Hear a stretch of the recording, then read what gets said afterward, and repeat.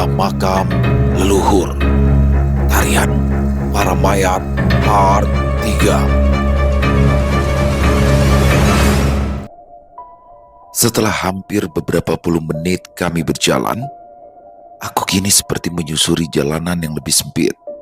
Seperti jalanan setapak di tengah hutan dengan semak-semak di kiri kanannya. Baru saja aku berbelok dan melangkah selama beberapa menit, tiba-tiba saja aku dikejutkan oleh suara yang entah muncul dari mana. Awalnya, suara itu terdengar pelan, seperti bisikan angin malam yang berembus, namun ada sesuatu yang aneh di dalam suara itu. Bukan seperti suara daun yang bergesekan atau ranting yang tertiup angin, namun lebih seperti sebuah gumaman dan nyanyian dalam bahasa Sunda lama yang tidak jelas. Hal itu tentu saja membuatku berhenti, karena kini tidak hanya satu atau dua suara yang muncul, akan tetapi seperti banyak orang yang berbicara secara serempak dengan bahasa yang tidak aku mengerti. "Bu, itu apa, Bu?" tanyaku. Ibu kembali terdiam dan tidak menjawab atas apa yang aku tanyakan. Namun, Wak Usman yang berjalan di depan nampaknya mendengar pertanyaanku, sehingga ia langsung berkata padaku, "Jangan hiraukan mereka. Kamu terus saja berjalan," katanya dengan nada yang berat dan serius. Ibu langsung menarik tanganku agar aku bisa kembali berjalan. Sepertinya ibu juga nampak ketakutan sekarang karena dia menggenggam tanganku semakin erat. Aku bisa merasakan tubuhnya bergetar dengan hebat. Suara-suara itu terus muncul di dalam telingaku. Apalagi kini suara itu ditambah dengan langkah kaki yang nampaknya semakin banyak ketika aku berjalan. Entah itu memang suara langkah kaki dari rombongan kami semua atau ada hal lain yang mengikuti. Semakin lama, suara itu semakin mengganggu. Bahkan ketika kedua mataku kini ditutup seperti ini, aku benar-benar tidak tahan dengan suara-suara ini, sehingga tubuhku merinding. Aku benar-benar ketakutan karena aku tak bisa melihat wujud dari suara-suara tersebut. "Bu, aku takut, Bu," kataku dengan suara yang mulai pecah. Aku seperti ingin menangis atas apa yang aku dengar. Ibu tiba-tiba berhenti. Dia mendengarkanku dengan nafas yang berat. Tak lama kemudian, dia memegang pundakku dan berkata dengan nada yang sedikit tegas, "Widya, dengarkan ibu. Jangan dengarkan suara-suara itu, karena mereka hanya mencoba mengganggu. Saudara-saudaramu sengaja membawamu dengan kedua mata tertutup agar kamu bisa kuat sampai ke tempat yang kita tuju. Apabila kamu membuka penutup matamu, kamu pasti akan meminta untuk kembali ke rumah. Bahkan kamu pasti memutuskan untuk pulang dan tidak meneruskan ritual ini. Jadi bersabarlah. Ini semua demi dirimu, demi keluarga Atmaja yang akan kamu tanggung nantinya." Aku hanya mengangguk. Meski tubuhku gemetar, suara itu tidak benar-benar hilang meski kini ibu mulai menutup kedua telingaku agar aku tidak bisa mendengar dengan jelas suara-suara itu. Semakin jauh kita semua berjalan, semakin aneh suasana di sekitarku sekarang. Udara dingin semakin menusuk dan hal itu membuat nafasku terasa semakin berat. Bau tanah dan bau rerumputan serta semak-semak yang basah kini tercampur dengan aroma tidak sedap yang muncul secara perlahan. Bau itu seperti bau busuk yang semakin lama semakin menusuk. Entah bau apa ini, namun seperti bau bangkai hewan atau seperti bau tikus mati yang membuatku hanya bisa menutup hidungku pada saat itu. Aku terus berjalan. Ibu memegang tanganku dengan sangat erat dan tak lama setelah bau busuk itu tercium, tiba-tiba saja, "Ayo, kita harus cepat. Mereka semakin dekat." Mang Danar tiba-tiba berteriak dan hal itu membuat langkah kaki kami semua berjalan dengan cepat. Aku merasa kesulitan untuk berjalan karena kedua mataku yang tertutup, namun ibu memaksaku untuk berjalan dengan cepat. karena mereka seperti ketakutan akan sesuatu yang sedang mengintai mereka di sana. Aku tidak tahu siapa atau apa yang Mang Danar maksudkan, dan ketika kami mempercepat langkah, kemudian suara yang awalnya hanya samar-samar kini mulai berubah menjadi sebuah tawa. Tawa kecil yang dingin dan menyeramkan, seperti anak-anak yang sedang mempermainkan kami semua yang sedang berjalan di sana. Tawa-tawa yang dingin itu terdengar di belakangku, di depanku, bahkan di atas kepalaku. Ingin sekali aku berteriak atas suara yang aku dengar, tapi ibu kembali menarikku dengan cepat dan memaksaku berjalan meskipun tubuhku ingin berhenti dan kembali lagi ke desa. Di tengah-tengah suara tawa itu, aku mendengar Wakusman melafalkan sesuatu dengan nada yang rendah, seperti sebuah mantra yang ia gumamkan dengan nada yang serius dan menyeramkan. Namun, suara itu bukannya menenangkanku, tapi malah membuat bulu kuduku berdiri. Aku tidak tahu apa yang ia katakan, tapi dari setiap kata yang keluar membuat suasana yang ada di sekitaran semakin berat. Tiba-tiba saja langkahku mendadak dihentikan oleh ibu. Dia menutup kedua telingaku lebih erat. Meskipun begitu, aku masih tetap bisa mendengar sesuatu yang tertawa dengan keras dan suara langkah yang besar melangkahkan di sekitar kita semua. Daun-daun bergerak, suara rerumputan dan ranting pohon yang terinjak, juga dengan getaran di tanah yang aku rasakan, membuatku seketika takut atas apa yang terjadi. Rombongan mendadak berhenti. Wakusman yang berjalan paling depan seketika berteriak, "Cari Cingsia, urang-urang datang ke dia, mawa budak awewe turunan Atmaja. Jadi maneh indi ti ieu, soalna ieu lain urusan baraneh. Diam kalian, kami semua datang dengan membawa anak wanita keturunan Atmaja. Jadi kalian pergi dari sini, karena ini bukan urusan kalian." Suara itu menggema di malam yang dingin. Setelah Wakusman berteriak seperti itu, suasana tiba-tiba hening. Suara langkah kaki dan tertawa itu langsung menghilang begitu saja, dan hanya terdengar suara hewan malam yang menggema di sekeliling telinga. Wakusman, Mang Danar, serta Mang Ohim kembali mengajak kami semua untuk melanjutkan perjalanan. Nafas yang berat dengan detak jantung yang kencang kini menyertaiku dalam perjalanan ini. Sepertinya bukan aku saja yang merasakan hal yang sama, namun hampir semua rombongan yang ikut di sana merasakan hal yang sama selama perjalanan. Entah sampai kapan aku berjalan seperti ini, apakah tujuannya sudah dekat atau masih jauh? Aku hanya bisa berharap segera sampai di tempat itu dan menjalankan ritual tersebut hingga selesai sebelum nantinya kembali pulang ke rumah. Akhirnya sampai juga, kata Wakusman dengan nada yang lega. Aku kini berdiri entah di mana, namun yang pasti terdengar bahwa orang-orang yang dibawa Mang Ohim dari desa seketika langsung berlarian sambil menurunkan perlengkapan gamelan yang sudah mereka angkut sedari tadi. Sedangkan aku hanya bisa berdiri di dekat ibuku, dan aku belum bisa melihat apa yang terjadi karena ibu masih belum menyuruhku untuk membuka penutup mataku. Ibu yang berdiri di dekatku secara perlahan mendekat. Dia mengangkat tangannya dengan tangan yang bergetar. Lalu tak lama kemudian, dia membuka penutup hitam itu secara perlahan-lahan terbuka, dan aku kini bisa melihat semuanya dengan jelas. Ini tempatnya, Widya. Tempat di mana kamu bisa merubah nasibmu untuk seterusnya. Sebagai keturunan keluarga Atmaja yang terkenal, kemampuanmu harus sama dengan para leluhurmu, dan sekarang para leluhurmu akan membimbingmu sehingga kamu bisa membawa kembali nama Atmaja atas apa yang kamu lakukan.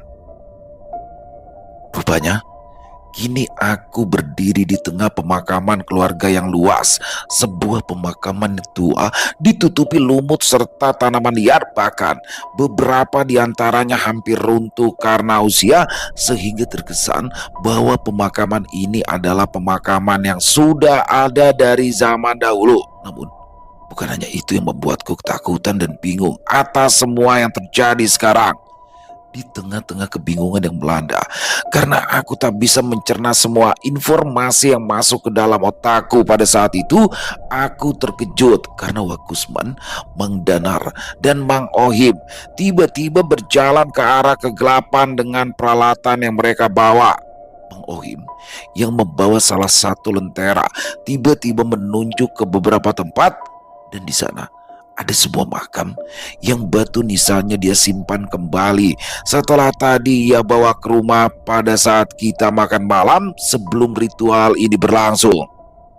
Dan tak lama kemudian, mereka bertiga tiba-tiba saja terlihat menggali beberapa makam yang ada di sana, yaitu makam-makam yang sudah dicabut batu nisannya dengan cangkul dan skop yang sudah mereka bawa.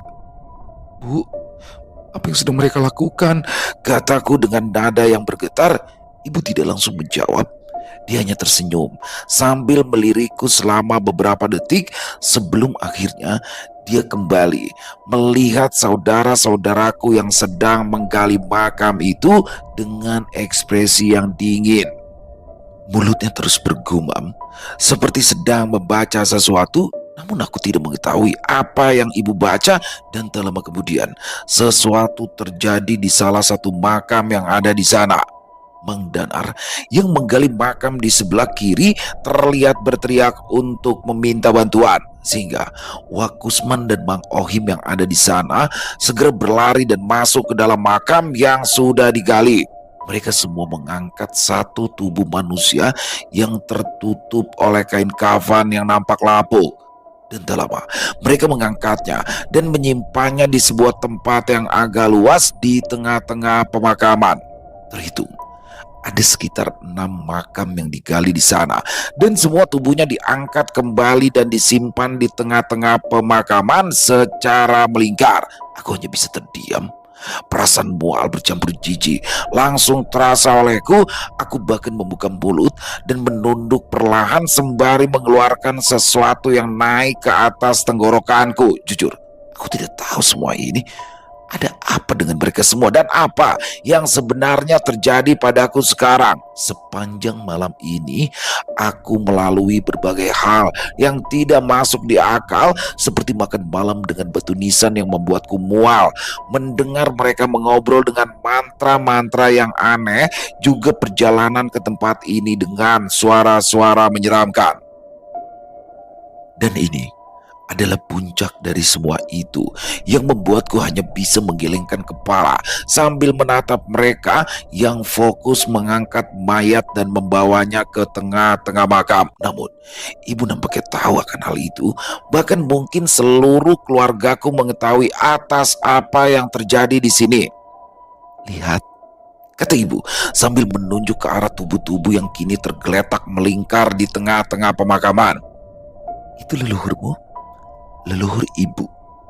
Mereka adalah orang-orang yang hebat, dan kamu akan menjadi seperti mereka nantinya. Ibu sengaja membuatmu seperti ini agar kamu tidak memalukan lagi seperti kemarin. Nama keluarga Atmaja akan jatuh apabila kamu tetap seperti itu, sehingga kamu harus nurut atas apa yang sudah ibu katakan, dan hal ini ibu lakukan agar kamu bisa terkenal dari sebelumnya." Aku kembali terdiam. Tidak ada yang bisa aku katakan atas apa yang terjadi. Terlihat tatapan ibu yang ambisius ketika ia berkata seperti itu, dan ia memaksaku untuk melakukan ini semua. Mayat-mayat itu sudah dikeluarkan. Kini dibuka kain kafannya satu persatu. Terlihat tubuh-tubuh dari para leluhurku yang masih lengkap ketika dibuka dan dibiarkan telanjang. Seperti ada yang aneh dengan para mayat itu. Mereka semua seperti diawetkan. Kulitnya hanya keriput dan kurus kering, namun tidak ada satupun bagian tubuhnya yang hilang setelah bertahun-tahun dikubur di tempat ini. Padahal seharusnya tubuh mereka mungkin sudah menjadi tulang belulang. Namun apa yang aku lihat tidak seperti itu. Hal itu tentu saja membuatku ngeri, sehingga aku masih bingung dan takut dengan situasinya. Mang Danar yang sudah membawa mayat-mayat leluhur itu dari kuburnya tiba-tiba berteriak kepada ibu yang ada di dekatku pada saat itu. "Wi, mana bajunya?"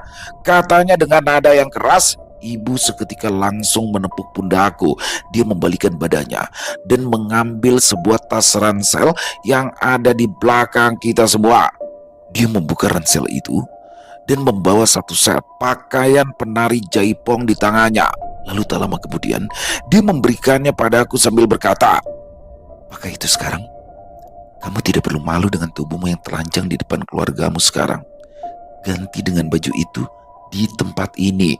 Ibu berkata seperti itu sambil berjalan ke arah pamanku yang ada di sana, dan tak lama kemudian dia memberikan tas ransel itu kepada pamanku dan membukanya. Terlihat di sana beberapa pakaian jaipong berwarna merah cerah dengan sebuah garis kuning emas terlihat jelas lengkap dengan selendang dan kain jarik yang ia keluarkan dari tas ranselnya. Pakaian itu sama seperti yang aku terima. Dan tak lama kemudian, ibu dan paman dibantu dengan saudara-saudaraku tiba-tiba memakaikan pakaian itu kepada para mayat yang tergeletak di sana. Aku masih terdiam dan tidak bergerak sedikit pun. Bahkan kedua tanganku kini bergetar hebat atas apa yang aku lihat pada malam ini. Ibu sempat melirik ke arahku dan tak lama kemudian dia berteriak, "Widya, cepat pakai pakaian itu." Sorot matanya terlihat tajam. Aku hanya bisa mengangguk dan mulai membuka kancing bajuku secara perlahan. Jujur, aku sebenarnya malu. Meskipun di sana semua adalah keluargaku, namun aku yang sudah remaja merasa malu apabila harus mengganti baju di tempat seperti ini. Tapi ibu yang terus memaksaku akhirnya membuatku melakukannya. Aku mulai membuka kancingku satu persatu, lalu tak lama membuka celanaku dan menggantinya dengan pakaian jaipong yang ibu berikan padaku. Sementara itu, para anggota keluarga yang lain tampaknya tidak memperhatikanku di sana. Mereka nampak fokus dengan para mayat leluhurku yang ada di tengah-tengah pemakaman. Bahkan ibu dan Mang Danar serta Wakusman hanya fokus merias mayat-mayat itu, sehingga mayat itu tak lagi seperti mayat biasa. Namun mereka tampak seperti boneka menyeramkan dengan pakaian jaipong tradisional yang mencolok. Beberapa riasan bunga melati pun disematkan di kepalanya, dan hal itu membuat mereka semakin menyeramkan dengan wajah mayatnya yang keriput seperti tak ada daging di dalamnya. Kain kafan yang sudah lapuk dan berdebu itu kini dikumpulkan di sisi makam, dan para mayat yang awalnya terbungkus dengan kain kafan kini sudah dibalut dengan pakaian jaipong lengkap dengan selendang yang diikat di pinggangnya. Ibu yang tadinya ada di antara para mayat itu kini mulai mendekat kembali padaku yang sudah berganti pakaian seperti para mayat itu. Dia menarik tanganku dengan perlahan, membawaku mendekat kepada mayat-mayat itu sambil tersenyum kecil. Aku sedikit menolak. Beberapa kali aku menghentikan langkah dan ibu dengan paksa menarik tanganku sehingga aku kembali berjalan. "Bu, sepertinya aku nggak bisa deh sama hal ini," kataku dengan nada yang pelan. Ibu langsung melirikku dengan tatapan yang tajam dan sambil menarik tanganku ia berkata, "Bisa, kamu pasti bisa.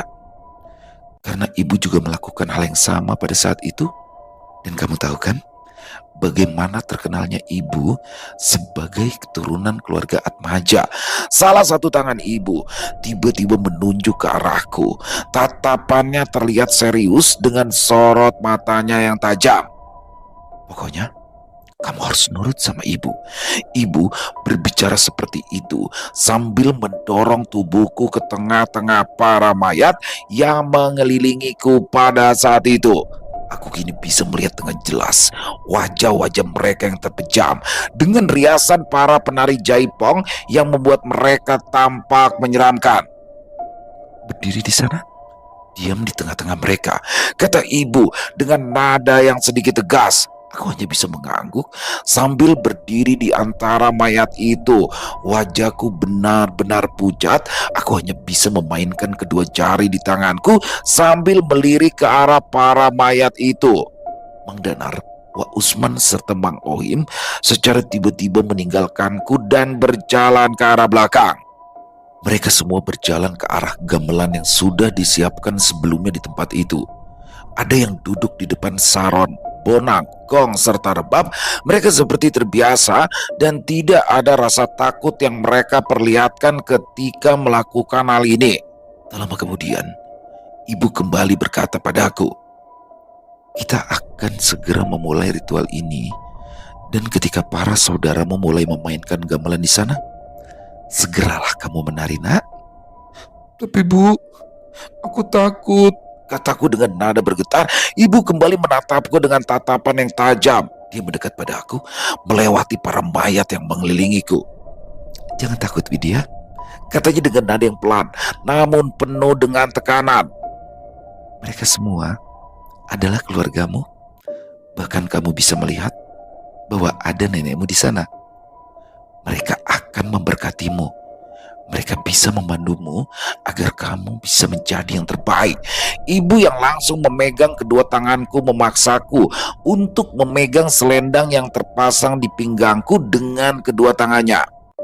"Menarilah, nak. Biarkan tubuh ini bergerak sendiri dengan panduan mereka. Menarilah hingga mereka bangkit dan menari bersamamu malam ini. Dan ketika kamu selesai, ibu yakin kamu akan membawa nama Atmaja ke arah yang baru seperti halnya ibu ketika masih muda dulu." Ibu tersenyum sinis ketika berkata seperti itu. Dia menatapku tajam, menepuk pundakku sebelum dirinya kembali berjalan meninggalkanku.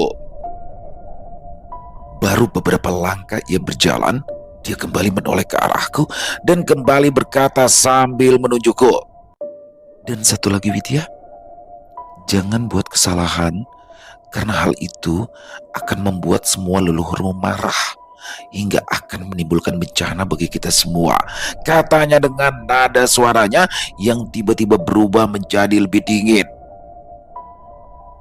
Alunan gamelan akhirnya terdengar memenuhi udara, menciptakan suasana yang semakin menyesakan ketika aku berdiri di tengah-tengah para mayat leluhur yang ada di pemakaman ini. Suaranya tidak seperti suara gamelan biasa yang pernah aku dengar. Ini terdengar lebih berat, lebih dalam, seakan-akan di setiap dentingan saron dan tabuhan kendang serta suara dari gong yang memecah keheningan seperti sedang memanggil sesuatu yang datang dari alam lain. Aku merasa setiap nada yang dimainkan terasa menusuk ke dalam tulang-tulangku pada saat itu. Hal itu membuat tubuhku bergerak secara perlahan tanpa aku kendalikan. Dentingan suara saron dan rebab terdengar seperti detak jantung yang memerintahkanku untuk bergerak. Sementara suara gong yang bergetar panjang ketika dipukul terdengar mengambang di udara dengan kehampaan yang menakutkan. Pemain kendang yang merupakan warga desa kini memainkan kendangnya dengan pola yang tidak biasa. Ini bukanlah nada yang sering aku dengar. Entah lagu atau pupuh apa ini. Ini bukan ketuk tilu atau lagu-lagu Laras Pelog dan Salendro yang sering aku mainkan ketika sedang berlatih jaipong. Tapi ini berbeda. Seperti ada sesuatu yang mistis di dalamnya. Tubuhku mendadak maju selangkah. Tanganku bergerak melingkar dengan selendang yang aku pegang dengan kedua tanganku. Tubuhku benar-benar tidak bisa dikontrol sekarang. Aku seperti terhipnotis oleh suara gamelan itu. Ingin sekali aku berontak, tapi suara gamelan itu terdengar seperti bisikan yang menuntunku agar terus menari. Tiba-tiba saja suara kendang itu berubah, disusul dengan suara gamelan yang di belakang menggema lebih cepat dan lebih kuat. Aku ingat Aku pernah di posisi ini. Tubuhku yang kaku seperti tidak bisa membuat perubahan dalam gerakan tariku yang mendadak seperti ini.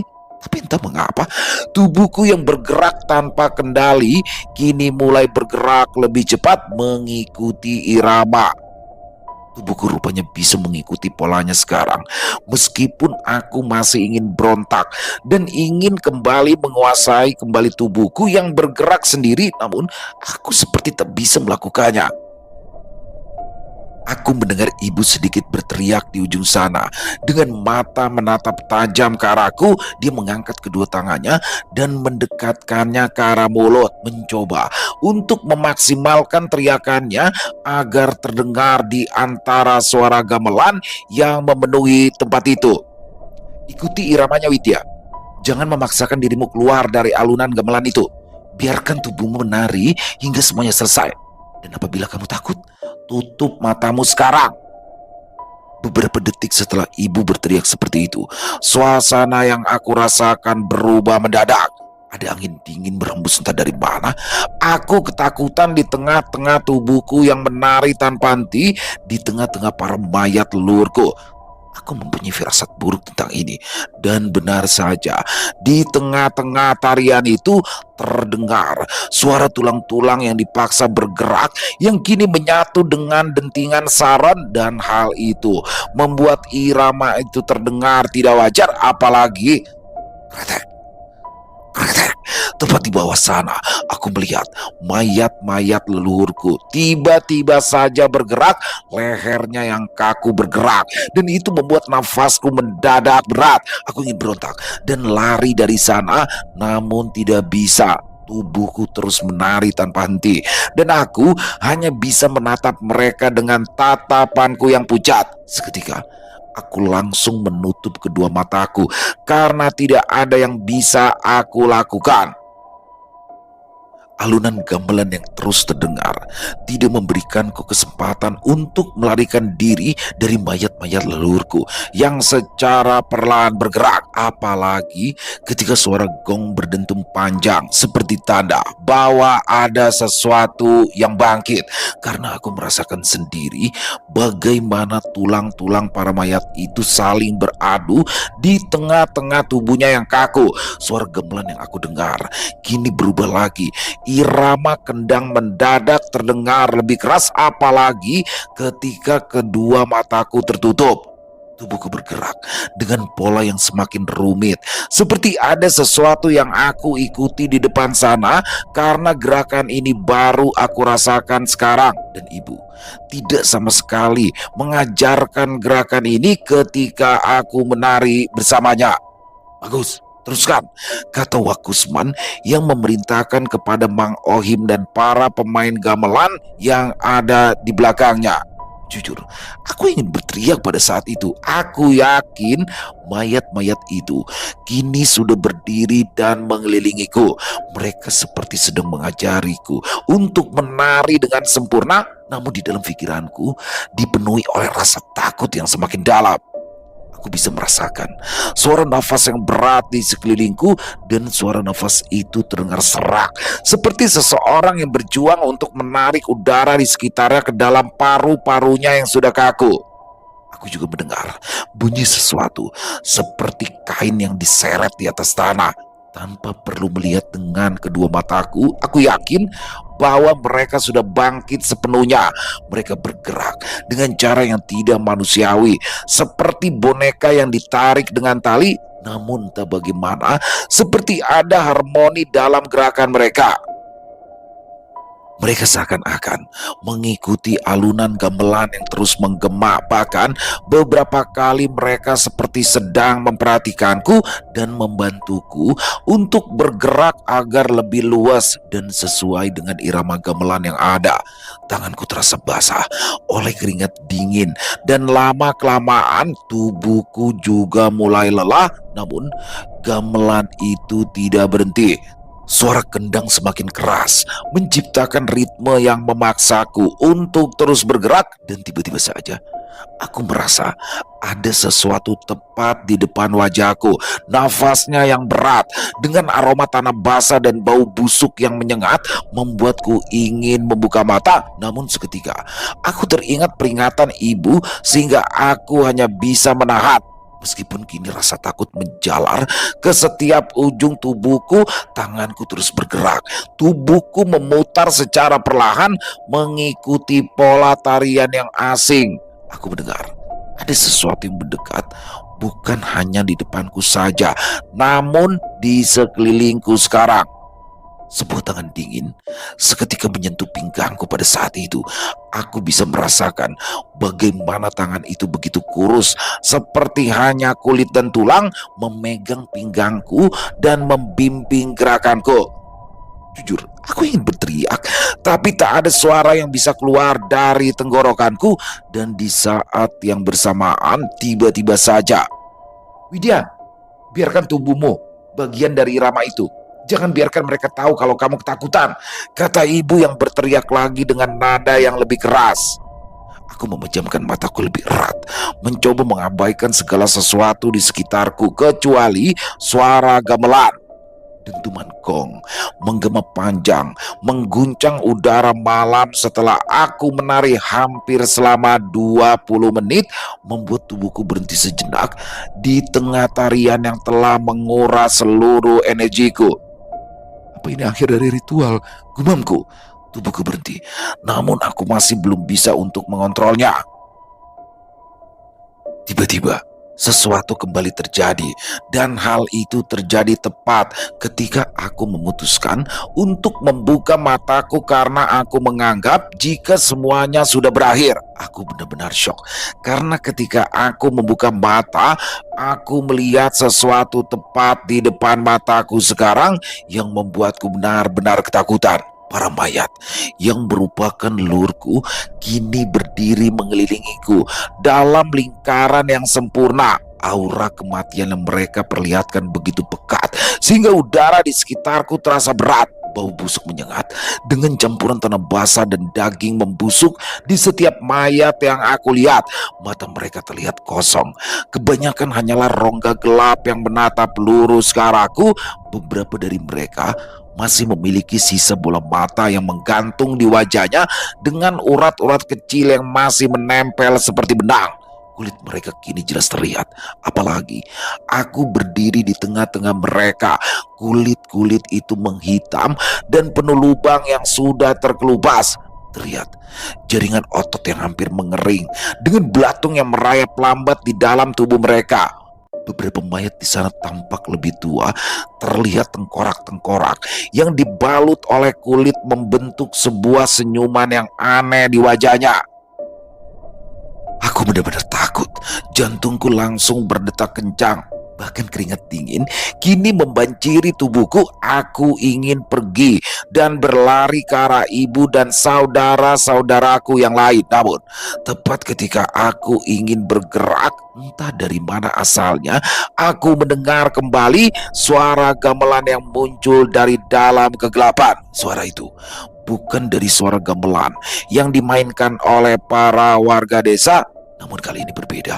Suaranya nampak lebih suram dan tubuhku yang awalnya terdiam kini bergerak kembali bersamaan dengan para mayat yang aku lihat di sekitarku. "Widya!" Ibu tiba-tiba berteriak. Dia seperti tidak tahu akan hal ini. Aku melihat di sudut mataku bahwa ibu ingin berlari ke arahku, namun Wakusman tampak menahannya. Dia seperti berbisik ke arah ibu dengan tatapannya yang serius sehingga ibu hanya bisa terdiam dengan kedua tangannya yang terkepal. Aku kembali menari, namun kali ini aku tidak bisa menutup mataku.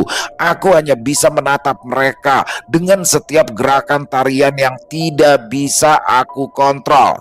Setiap ada penolakan dari pikiranku, gerakan tarian mereka tiba-tiba berubah. Gerakannya seperti kacau dan tubuh-tubuh itu mulai bergerak dengan cara yang tidak wajar. Terdengar beberapa kali suara tulang-tulang yang saling beradu ketika mereka bergerak, seperti tubuh yang dipaksa bergerak sehingga terasa kaku. Entah Apa yang terjadi pada mereka? Mereka seperti berubah. Aku seperti melakukan kesalahan. Apakah karena aku telah membuka mata, atau aku memaksa untuk mengambil alih tubuhku ini kembali? Semua hal itu tercampur di dalam pikiranku, dan pada saat yang bersamaan, para mayat itu semakin mendekat, dan kini hanya beberapa langkah dariku. Dengan matanya yang kosong, satu demi satu, mayat-mayat itu menggeram pelan. Tangan-tangan mereka mulai terulur ke arahku, tangan-tangan dengan jari mereka yang kurus dan patah bergerak, seperti ingin mencengkramku. Suara gamelan yang muncul entah dari mana kini berubah menjadi dentuman yang memekakan telinga. Aku melihat para anggota keluargaku nampak panik dan saling berbisik satu sama lain. Kulihat Mang Danar dan Mang Ohim nampak bertanya ke Wak Usman atas apa yang terjadi. Namun Wak Usman hanya menggelengkan kepalanya dan menyuruh mereka untuk menunggu. Bahkan ibu yang ada di sana seketika berteriak kepada Wak Usman. Dia memintanya untuk menghentikan semua ini karena ini sudah di luar perkiranya. Tolong hentikan mereka, kata ibu yang sedikit berteriak kepada Wak Usman. Namun lagi-lagi Wak Usman nampak berpikir atas apa yang terjadi padaku. Dia hanya bisa menggelengkan kepala dan berkata bahwa dia tidak bisa menghentikannya. Aku tahu bahwa ini semua sudah di luar rencana mereka. Wajah-wajah panik dari ibu dan Mang Danar terlihat dengan jelas dari kejauhan. Hal itu seketika membuatku ingin melawan dan mengambil alih tubuh ini kembali. Sepertinya ritual ini sudah di luar dari kendali dan aku harus segera menghentikannya sebelum hal buruk terjadi. Salah satu mayat yang ada di dekatku dengan kepala tengkoraknya yang sedikit pecah dari sebelah kiri kini mulai mendekat. Mulutnya yang berbau busuk bergetar secara perlahan mengeluarkan suara yang berdecit panjang. Widya, suara itu serak dan berbisik. Maneh gagal. Maneh kudu ngagentiin ritual ieu ku nyawa maneh. Meh orang-orang bisa balik. Kamu gagal. Kamu harus mengganti ritual ini oleh nyawamu untuk menyatu dengan kita semua agar kita bisa kembali pulang. Soalnya, lamun henteu. Deg. Seketika hal itu membuat wajahku pucat, dan tak mengapa setelah ia berkata seperti itu, tubuhku kembali bisa digerakkan. Aku refleks menjerit setelah aku bisa menggerakkan tubuhku. Bahkan aku mundur beberapa langkah hingga hampir terjatuh. Ibu, Wak Usman, Mang Danar, dan anggota yang lainnya seketika mendengar teriakanku. Dan pada saat yang sama, mayat-mayat itu tiba-tiba langsung terjatuh seperti boneka yang kehilangan talinya. Aku terjatuh di tanah dengan nafas yang terengah-engah. Tubuhku lemas dan mataku menatap kosong ke arah ibu. Mereka yang ada di ujung sana seketika berlari mendekat padaku, dan di sana ibu berlari paling depan dengan tatapannya yang tajam sehingga membuatku ketakutan karena lagi-lagi aku membuat kesalahan yang sebenarnya aku sendiri tak tahu kesalahan apa yang aku perbuat kali ini. Sedangkan Wak Usman dan Mang Danar akhirnya membawaku ke tempat gamelan yang letaknya sedikit agak jauh dari posisi para mayat yang kini terjatuh dan tak berdaya di tengah-tengah area pemakaman. Kenapa? Kenapa kamu bisa membuat mereka seperti itu, Widya? Apa kamu melakukan kesalahan lagi? Katanya dengan suara bergetar. Apa kamu lupa? Apa kamu lupa apa yang ibu katakan? Jangan buat kesalahan. Aku hanya bisa menunduk. Rasa bersalah bercampur dengan rasa takut yang menguasai tubuhku membuatku hanya bisa terdiam. Wih, cukup, kata Wak Usman yang langsung memotong pembicaraannya. Suaranya terdengar tenang namun tegas, sehingga langsung memecah ketegangan yang semakin menyesakan di dalam diriku. Dia yang berdiri di dekatku langsung melirik ke arah ibu, dan tak lama kemudian dia menyuruh ibu menarik nafas panjang, menenangkan diri sambil berkata, "Tidak ada gunanya membentak Widya sekarang. Dia mungkin terlalu lelah dan tidak terbiasa dengan semua ini. Kamu juga tahu bahwa kita adalah keturunan terakhir yang tinggal di rumah itu. Dan Widya adalah orang yang seumur hidupnya tinggal di rumah kita yang sekarang. Jadi jangan salahkan dia, karena dia sudah berusaha. Tapi sepertinya tubuhnya tidak kuat untuk menghadapinya. Wak Kusman mencoba untuk menenangkan suasana, namun ibu malah berbalik dan menatap kakaknya. Matanya terlihat melebar, bahkan dia menepis tangan Wak Kusman yang memegang pundaknya pada saat itu. Lelah, itu tidak bisa menjadi alasan. Kita dulu juga melakukan hal yang sama. Bahkan selama hidup kita di sini, kita melakukan hal-hal yang di luar nalar. Ini semua untuk keluarga kita, keluarga Atmaja. Widya harus menanggungnya sekarang sebagai anak wanita satu-satunya. Tidak pernah ada ritual gagal seperti ini. Aku takut ada yang terjadi ke depannya apabila kita gagal, dan itu akan berdampak pada keluarga kita semua. Mang Danar yang berdiri di belakang Wak Kusman akhirnya ikut angkat bicara. Sudahlah Dwi, kita bisa mencobanya lagi besok. Ingat, Widya tidak seperti kita yang dulu dari kecil tinggal di sini. Dia tinggal berbeda, tidak familiar dengan hal-hal seperti ini. Jadi, sudah, kita lanjutkan saja besok. Dan pastikan tubuhnya siap untuk melakukan ritual ini sekali lagi. Ibu menghela nafas panjang. Dia sebenarnya tidak puas dengan saran itu, tapi akhirnya dia menunduk meski wajahnya tetap penuh dengan kemarahan yang tertahan. Baik kalau begitu. Tapi kita harus memastikan dia tidak akan melakukan kesalahan lagi. Benar kan Widya? Besok kita akan mengulang ritual ini lagi dari awal. Dan kamu harus siap. Tidak boleh ada kesalahan, kata Wak Kusman yang berbalik padaku. Aku mengangguk lemah, tak mampu berkata apa-apa.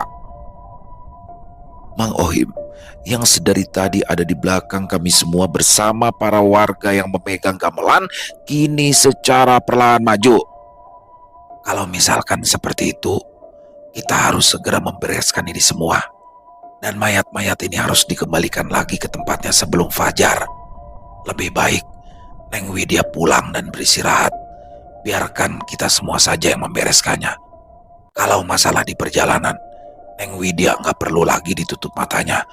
Karena mereka tahu bahwa kita sudah selesai pada malam ini. Dan mereka tidak akan mengganggu lagi.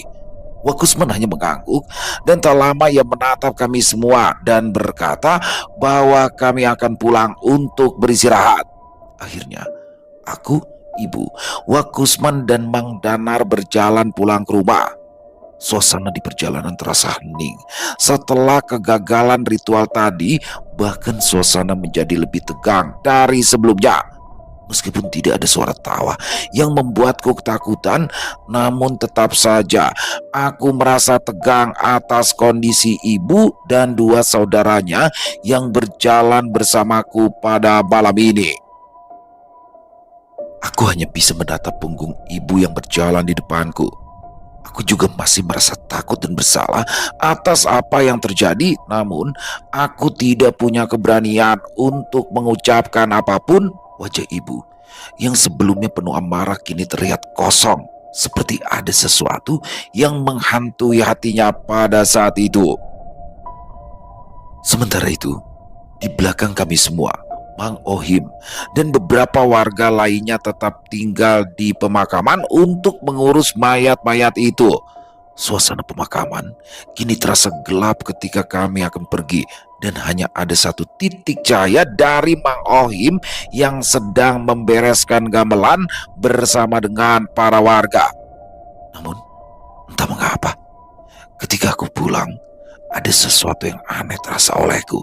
Aku seperti teringat oleh ucapan salah satu mayat leluhurku yang mana dia menginginkan nyawaku karena aku yang gagal dalam ritual tadi. Namun, ucapan itu tidak aku katakan kepada ibu maupun kepada kedua saudaranya karena aku takut jika mereka akan bertambah marah atas kesalahan yang sudah aku perbuat ketika ritual tadi. Aku hanya takut apabila itu bukan hanya sekedar ucapan belaka, namun bisa menjadi ancaman serius apabila aku tidak bisa menyelesaikan semuanya. Sehingga aku berjanji pada diriku sendiri bahwa aku akan melakukan semaksimal mungkin besok, dan aku tidak boleh melakukan kesalahan lagi. Selesai. Wow, luar biasa kisah dari Tanya Demit. Tarian para mayat. Serem banget. Asli, serem banget nih. Ini part yang paling serem nih kalau menurut saya nih. Bagaimana seorang Widya ya, masih berumur belasan tahun, harus melakukan ritual yang sangat mengerikan di tengah kuburan. Dia harus menari bersama mayat yang dibangkitkan. Itu serem banget. Dan ini adalah ritual yang dilakukan secara turun-temurun oleh keluarga Atmaja, yang mana berarti dulu Nyi Dwi itu juga pernah melakukan hal ini, dan itulah yang dia mendorong anaknya untuk melakukan ritual tersebut karena dia merasa dulu dia sanggup. Waduh, ini ironi banget ya. Jadi mungkin bisa dijadikan pelajaran ya buat kita teman-teman ya dari kisah barusan. Anak itu nggak akan bisa menjadi apa yang kita mau kalau dia sendirinya nggak mau. Kalau yang saya lihat kan ini si Widya ini kan ya nggak punya bakat di tari jaipong walaupun sudah dilatih, bahkan dipaksa untuk ikut ritual itu karena dinilai bakatnya tidak ada. Dia salah terus, dia gagal terus ketika menari di panggung. Ya harusnya kalau udah sadar begitu ya sudahlah. Ini kan kasihan banget karena pasti akan ada efek sampingnya nih. Waduh, ini ritualnya gagal akhirnya. Jadi sudah dia di panggung gagal, menari bersama leluhurnya pun gagal juga. Dan di endingnya itu ada kalimat salah satu antara mayat itu yang bilang kalau nyawanya itu harus diambil agar para leluhurnya ini bisa kembali lagi, karena dia sudah dibangkitkan dia nggak akan bisa kembali lagi karena ritual ini gagal. Dan si Widya harus ikut bersama mereka. Serem banget ya. Besok part 4 jangan sampai ketinggalan teman-teman, supaya bisa tahu bagaimana langkah selanjutnya, apa yang terjadi selanjutnya, dan pastinya keren pakai banget. Terima kasih untuk Tanya Demit atas kisahnya yang luar biasa, dan buat teman-teman yang suka baca wajib pakai banget mengunjungi karya-karyanya Tanya Demit, atau juga bisa diikuti ya, di follow Twitternya supaya tahu nih kisah-kisah apa lagi yang terbaru dari Bang Sidik atau Tanya Demit. Buat teman-teman yang mungkin punya komentar lain bisa menuliskan di dalam kolom komentar ataupun hanya sekedar saling menyapa, insya Allah kami akan membalas satu persatu. Dan buat teman-teman yang suka dengan videonya bisa diklik tombol like atau tombol jempolnya, boleh juga dibantu di share ya link videonya ini ke teman-teman yang lain agar juga ikut merasa terhibur. Buat yang belum subscribe channel Lilo Entry bisa diklik dulu tombol subscribe-nya, jangan lupa lonceng notifikasinya dinyalakan agar teman-teman selalu mendapatkan notifikasi dari konten-konten yang akan kami upload selanjutnya. Dan di akhir kata saya Ilo mengucapkan permohonan maaf apabila mungkin dalam pembawaan kisahnya barusan ada kata-kata saya yang salah ataupun ada kata-kata saya mungkin yang kurang berkenan. Saya mohon dibukakan pintu maaf yang seluas-luasnya. Sampai berjumpa lagi di konten-konten kami selanjutnya, masih bersama saya Ilo di channel Lilo Entry. Salam sehat, sukses selalu untuk kita semua. Wassalamualaikum warahmatullahi wabarakatuh.